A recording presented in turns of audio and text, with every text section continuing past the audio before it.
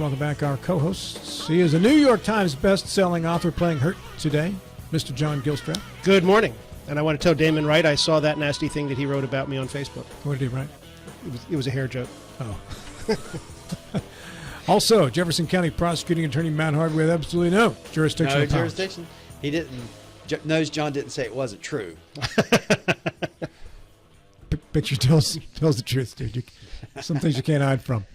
Also, Matt, last Thursday, I was looking forward to the show with you because Joe Kinzer, your counterpart in Berkeley County, was going to be here. I can't. He's got jurisdiction. I could just feel so inadequate if he's in the same room with me. You're afraid he's going to remember that thing I have to meet you at Kearneysville across the line. No, it would have been. He's really good at conveying information about cases, and he's a storyteller, like a lot of attorneys are, and he does a great job at that. So I hated that I missed him. Yeah, he was sad to miss you as well. Mr. Gilstrap texted me not too long ago and said, you got to get Ken Apple back on the program because Ken, I talked to him recently about something. He said there's some misunderstanding about homestead exemptions and some other tax issues as well. So CPA Ken Apple, the funniest man in accounting, good morning. Thank you for joining us. Good morning, Rob. Good morning, John. Matt. Good morning. I love your color scheme today with the black and the purple work. Oh, thank you. Looking good, man. Very springish. Not just funny, but chic. You know? I appreciate that. You're welcome. So let's talk homestead exemption, and what is the misunderstanding that folks have about this? Okay, so there are a couple of credits involved with real estate. I know all about the credits and how they work, but for a historical perspective on it, I contacted Charles Trump, who's now a state Supreme Court justice, but was in the House and in the Senate when some of these were passed, and he was able to give me a historic review of how property taxes in West Virginia work. So what's interesting is, it seems like there's not an election goes by in West Virginia that there's not at least one amendment to the Constitution on the ballot. And that's because when we think about amending the Constitution, I don't know about everybody else, but I always think about the U.S. Constitution. Sure. And amending the U.S. Constitution is a big deal, right? So it has to be passed by Congress and then passed by 2/3 of the states. And, an amendment to the U.S. Constitution is a big deal. Apparently, an amendment to the West Virginia Constitution is not that big a deal because I don't know how thick it is, but there's an awful lot of minutia in our state constitution. So a lot of times when they want to pass a law, the law would actually be unconstitutional because there's some small section in the Constitution that controls that. And property taxes are one of those things. So if you want to change anything to do with property taxes, you have to get it through both houses and then put it on the ballot and have the citizens approve it. And to be clear, Ken, when we're talking property taxes here, we're talking about real estate basically, or are we talking about personal property taxes too? Primarily, I'm talking about real estate taxes this morning, but it applies to personal property tax also. Okay.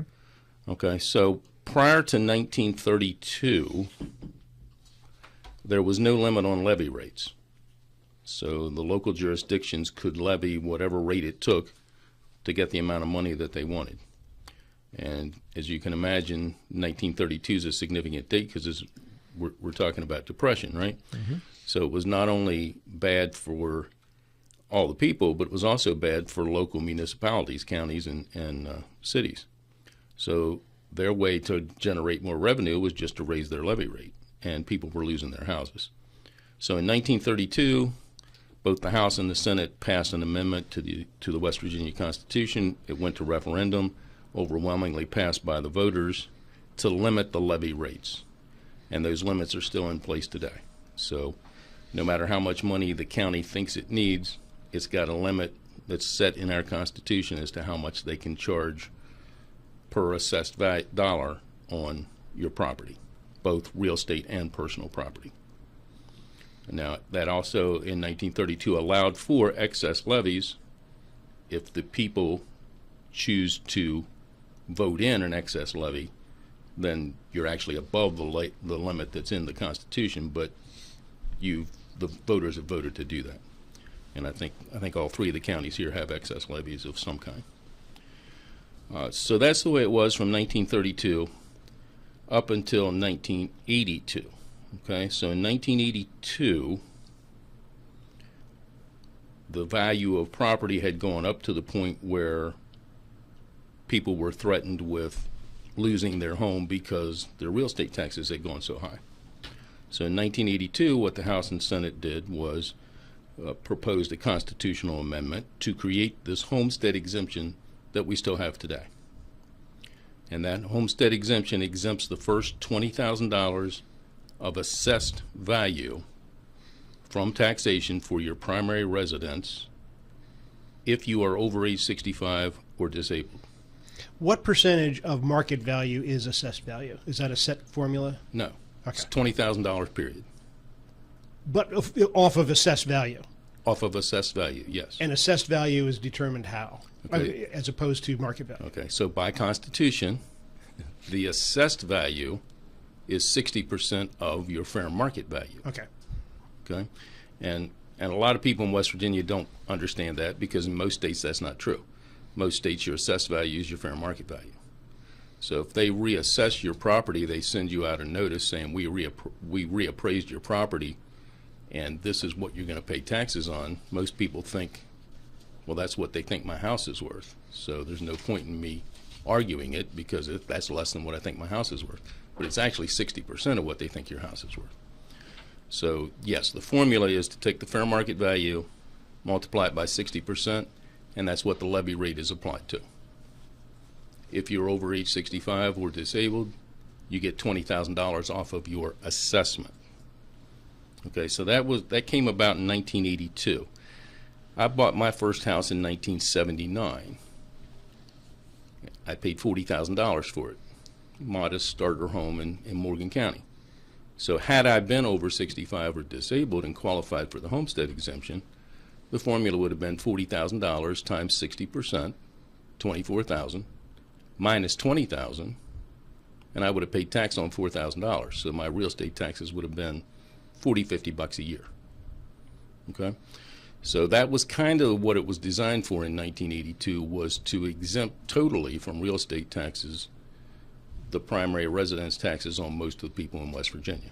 Ken, I looked it up, and that would be, in today's value, the $20,000 would be equivalent to $67,000 in today's dollars. That sounds about right.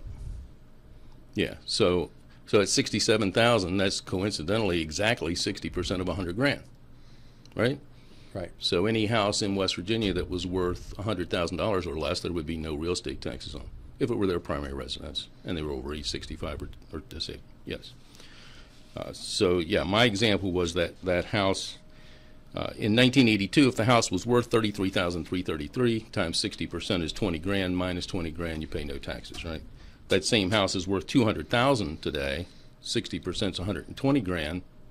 I still only get 20 off of my assessment of 120. I'm still paying tax on 100,000. So, as most things in tax law that are not tied to inflation, they get antiquated. And so that's what happened in 1982, especially in this section of the state. So Charles Trump told me that every year that he was in the House and every year that he was in the Senate, somebody introduced a bill to make a constitutional amendment to raise that number. And it has never passed out for the voters to vote on. Now, I would think that would be a slam dunk. I would assume it never gets out of the Finance Committee. Well, hold on. Because that's going to cost a lot of money. These aren't, not to the state. Not to the state. These are local. These stay local. No, but it's going to cost county governments It's money. going to cost. And if they don't have money to pay their bills, where do they go? I mean, that's. Yeah, so the reason it's not a slam dunk is because all the counties are against it. Sure. Because it's taking money out of their pocket, Gotcha. not the state's pocket. Well, and the state gets 1%. They get 1%. They get Of that yeah, It's a small. It's a small percentage. Yes. right. So that's the reason that it's never been increased, is because it's the state, it's Charleston, taking money out of the county's pocket, counties and municipalities' pockets. All right. So in very recent history, we know about the personal property tax amendment, right? So we had an amendment on the ballot to eliminate the tax on vehicles, personal property tax in West Virginia, and it was turned down by the voters. So the way Congress got around it was to create this property tax credit. Well, that's exactly, they had a lot of experience at that because that's exactly what they did in 2001 with real estate taxes. And I'm going to talk about this credit and a credit that came along later, and I find that there's an awful lot of people in West Virginia that are not aware of these, including a lot of elected officials. Okay, so before you get into that, Ken, real quick, Senator Jason Barrett, who was the finance chair, said that did pass the Senate this year, that inflation adjustment. Go ahead. Okay, so apparently the House didn't like it, but it's wherever the money's coming from. That's all you have to look to see who is for it and who's opposed to it. Okay, so in 2001, coincidentally, what happened in 2001 also was we legalized video lottery, otherwise known as slot machines. Okay? So in anticipation of the extra revenue that was coming in, they created what they dubbed the Senior Citizens Tax Credit. Okay, and what that was designed to do, and did and still does today, is to exempt another $20,000 of assessed value from taxation without taking any money out of the county. So you still pay your tax bill when it comes to the county, but on your West Virginia income tax return, you take a credit for the tax on $20,000 of your assessed value, basically. Okay? But you have to qualify for that credit on income. So your income has to be below 150% of the poverty level, not including your Social Security benefits, in order to qualify for that credit. So if you're on the homestead exemption already, you will get in January of each year, you'll get a letter from the state tax department that says it appears you might be eligible for this credit, and they tell you how much the credit is. And the credit varies by county based upon the tax levy rate in that county. So across West Virginia, they run anywhere from $200 a year to $300 a year. And it's all in or nothing. So you either qualify for the whole credit or you qualify for no credit. In Jefferson County last year, it was $267. So you would pay your tax bill to the county and the school board and local and all that. But then on your income taxes, you would get $200 to $267 back. And that is a refundable credit. So if your West Virginia income tax is zero, you would still get your credit back to assist you in paying your real estate taxes. And that's the one we used to go over every year, correct? When we do the tax shows about the ones that people don't know about. Yes, there is a senior citizens credit, which is what we're talking about here. What you and I usually talk about is a senior citizens deduction. Deduction, okay, different. Which is an $8,000 exemption off of your taxable income in West Virginia just because you're over age 65. Gotcha. This one you have to qualify for on income. So on the income testing, it's 150% of the poverty level. Is that adjusted income or is that just gross income? That is your total income, not counting Social Security benefits. But before other deductions? Yes, before any deductions, okay. Correct. Okay, so that's the senior citizens tax credit. Then in 2008, they passed what they dubbed the Homestead Excess Property Tax Credit. Okay? And this one works a little differently and arguably favors counties where the assessed value of property is going up faster than counties where it's not. Okay, so this credit favors the Eastern Panhandle. The whole idea of this credit is that you shouldn't pay more than 4% of your total income in real estate taxes on your primary residence.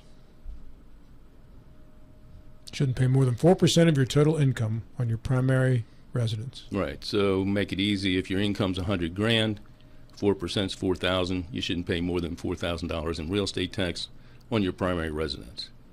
If you do, there's a credit available for the difference. But again, you have to qualify for it on income. Now, it's not a senior citizens credit. It's available to anybody, any age, able, disabled, doesn't matter. But you still have to qualify for the credit on income first. And this qualifier includes your Social Security benefits. So if all of your income, including your Social Security benefits, is below a certain level, then you can do the calculation, and if you find that you are paying more than 4% of your income for real estate taxes, you get a credit for the difference. What's up to the a level? maximum of $1,000. What's the level? I don't know what the level is based on. Last year, for a single person, it was like $45,000. For two people, it was like $55,000. Does that get adjusted for inflation? Yes. Mm-hmm. All right. Well, that one I'm okay with then. It's about time we adjusted for inflation, right? And you can certainly qualify for one credit and not the other. Most of my clients don't qualify for either, but you can also qualify for both. If you qualify for both, and let's say you qualify for the maximum $1,000 credit on the homestead excess property tax credit, you don't get the full $1,000 because they take off the $200 and some that you got for the senior citizens credit. So maybe not in these three counties, but in the rest of the state, low-income senior citizens are paying very little in real estate taxes on their primary residence. That's a good thing. Because their assessment's lower than they are here. What they're paying tax on is only 60% of value. They get $20,000 off of that. Then they get the tax on $20,000 more back. And if they're still paying more than 4% of their income, they get up to another $1,000 off their real estate taxes. So that would take care of, let's call it $250 for the senior citizens credit, which is $250 on each $20,000 of assessed value. So they're getting $250 in the homestead exemption, $250 on the senior citizens, and up to $1,000 on the other. So that would exempt $1,500 of real estate taxes. Most of the state, that's going to wipe out your real estate taxes, but not around here. So the first 20 grand on the homestead exemption, that's not income tested, right? That's just Correct. age. That's correct. Okay. That's age 65. Is that the cutoff? Age 65 or disabled. Or disabled. And any age. And if Disabled. somebody then owns a second piece of property, just land, is that also exempted? Or No, is it- the homestead exemption and both of these credits only apply to Class 2 property. Is the disability full disability or partial? Full. Full disability. Okay. And so Class 2 property in West Virginia is the house that is your primary residence. Okay. So it wouldn't apply to rental homes? Anything else you own is not going to be Class 2 property. It's going to be Class 1, 3, or 4. All right, and I have a further clarification from Senator Barrett via text in regards to there is a financial impact to the states, and this, again, going back to real estate taxes, because counties would collect less revenue, their local share for schools would be decreased. Therefore, the state share would increase. The House didn't pass because they want to wait until next year to decide which constitutional amendments to place on the 26th ballot. That's a clarification. That's good as to why it information. didn't get Yes, out there. that makes perfect sense. Thank you, Jason. Jason will be on next week, by the way, to provide a bit more detail on that and some other things. Fact checking. Yeah, well, it's good to have No, it's people good. listening who That's have good. knowledge, Yeah. right? Yeah, he would First-hand know. knowledge. He would know. So if you put all three of them together, I have a real-life example. I have a client that lives in Jefferson County, a widow whose real estate taxes on her house are $3,500 a year, okay? Because the full value of the house is $468,000. Of course, she didn't pay anything near that for it. She and her husband back 30 years ago, but that's the value now. So she's paying $3,500, and that's after her homestead exemption. So she qualifies on income for both of these credits. So she gets the full $1,000 because she got $267 on the senior citizens credit, and then she qualified for the full $1,000, which had to be reduced by the $267. So she got $1,000 back of the $3,500 that she paid. So she's still paying $2,500 a year in real estate taxes. So that's completely different from a lot of places in the state where the real estate taxes wouldn't be anywhere close to $3,500. Because Are the real estate taxes set same number across the board, the percentage? Or is that county by county? I don't understand the question. X dollars per 100,000. Okay, so the levy rate's set by the county. They're different in every county. Okay. What? They just can't exceed what's already in the Constitution saying this is the most you can charge. So this 730, we're looking at your notes. That she's out of pocket 25, but does she get a credit? I can't read your writing. Okay, so as I said off camera, you can't read my writing even though it's printed, because I started printing in college because I was studying for a test and I couldn't read my own writing. So good choice. So she actually wrote a check to the sheriff of Jefferson County for $3,500. Okay. That was her tax after her homestead exemption. Her taxes were $3,500. She wrote a check for $3,500. When I filed her income tax return, she got $1,000 back to help her out with that. Okay, so she's still, her total, so $2,400 what she's out of pocket. Okay, Yes. Okay, I understand. Yes. Is it scenarios like this that with rising home prices and this valuations, does it make people want to consider like reverse mortgages and other products like that? Yes, some people have no choice if they want to stay in their home. Yes. Would a reverse mortgage alleviate the tax responsibility of the homeowner? No. But the person that lives there wouldn't have to pay it. The purchaser would have to pay it. No. You get a reverse mortgage, you still own your home. Okay, so you're still paying the taxes on it, but you're just getting money maybe to help you out. It's just called a reverse mortgage because you get a monthly check instead of making a check. Okay. Yeah, we've gotten into house numbers that nobody foresaw Right. 20, 30 years ago, Exactly. Ken. Exactly. I would never have told you when I bought my house 25 years ago that it'd be worth what it is today, and I'm sure that there's a lot of people listening to this or watching it or nodding their heads the same way.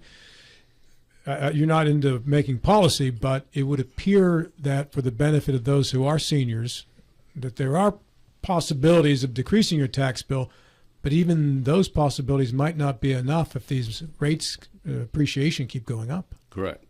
So, and I'm looking at this $2,500 that your client had to pay, and assuming that he or she made these qualifications, that mean they probably don't have a whole lot of expendable income laying around. Correct. And so that hurts, that $2,400. That's very impactful to Yes. them, I would imagine. Yes. And it's a home that she's lived in most of her married life and still lives in after her husband passed, and they paid less than $100,000 for it. How big of a problem But is it's worth this? $500,000 today. How big of a problem is this among your client base, Ken, that you're seeing that people are starting to be in some pain from paying these tax bills? A little bit. Right. So we've got about a minute left to go. Is there anything else tax-wise you want to tell people about? Is there a quarterly payment coming up soon? There is. Your second quarterly payment's due on June 15th. Don't ask me why it's due on June 15th for the second quarter, because on my calendar, the second quarter doesn't end until June 30th. But they make you pay your quarterly estimate on June 15th. So you have to estimate what you'll make the next couple of weeks. Yes. And then your third one's due on September 15th, which is also early. But your first one's not due till April 15th, and your last one's not due till January 15th. So nobody's ever explained that to me. There's a bunch of other ones, too. Hey, are there any other adjustments people need to make here in 2025 that they didn't have to in 2024? Yeah, so the last thing on my list this morning was the personal property tax credit on cars, because 2024 was the first year that you could claim that credit. And what's very, very important is you're getting back 100% of the property tax you pay on your vehicles, but only if you pay both of those halves on time. If you're late at all, you get zero credit. And I had several clients last year that lost over $1,000 back in their pocket because they were late paying their personal property tax. Get them paid on time. Ken, thank you. Thank you. CPA Ken Apple in Martinsburg.